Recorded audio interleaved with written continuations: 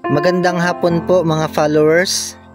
Andito nga po pala tayo sa bahay na pinapagawa para po sa pamilya pong ito. Siguro naman nakikita na ninyo yung inyong magandang bahay. Ito po nanay, tatay, ami, ang inyong bahay ay may pinto na. Meron na ring bintana.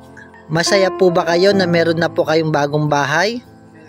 Hadir, hindi ko mapanan yung ganyan pala kaganda yung bahay na yung ginawa ko. At hindi ko ito inaasahan talaga. Hindi nyo po alam tatay na ganyan po pala kaganda ang inyong bahay. O, sliding window no? Para maganda tingnan, tama?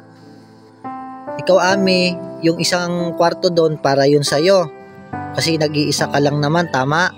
Nalagyan na po yan ng pinto at bintana, pati yung sa likod na bintana. Ang susunod po natin gagawin nanay, itong harap ng inyong bahay, pinahukayan na po natin. Ito po ay may extension, sunggab. Nagpa-deliver na po ako ng mga materyales. Ito po ay simpleng bahay nyo lamang po. Tatay, siguro naman po tatay, masaya po kayo kahit ito ganito lamang po yung bahay na binigay para sa inyo. Ay, masaya. Ikaw ami, anong masasabi mo? Meron na kayong maayos at magandang bahay, komportableng bahay na masisilungan. At ito pa, palalagyan pa natin ng extension. Anong gusto mong sabihin? Maraming salamat po sa tumulong sa amin. Kung wala po sa amin tumulong, hindi po kami makakaroon ng ganitong magandang bahay po. Tama ate Ame. Dahil may mga tumutulong, kaya nagkaroon kayo ng ganyang bahay. Di ba tatay, maganda ang inyong bahay? Ako brother, gawa lahat sa kahoy at plywood at yelo na konti. Yung pala na may napakaganda. Oo. Maganda na po yan sa inyo tatay. Maganda na. Akala ninyo plywood at kahoy lamang. Pero hindi nyo akalain na ganito po yung resulta na pinapagawa po nating bahay. Ito Ruel, nagulat ko dahil meron na pong bintana at ito aming bahay. Hindi mo akalain no?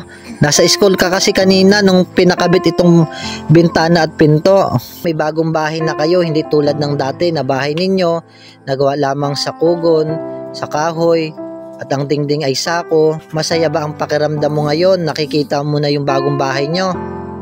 Ruel, masaya po. Tatay, nanay, kailangan na po tayong bahay, hindi na po tayo mahirapan sa tag-ulan.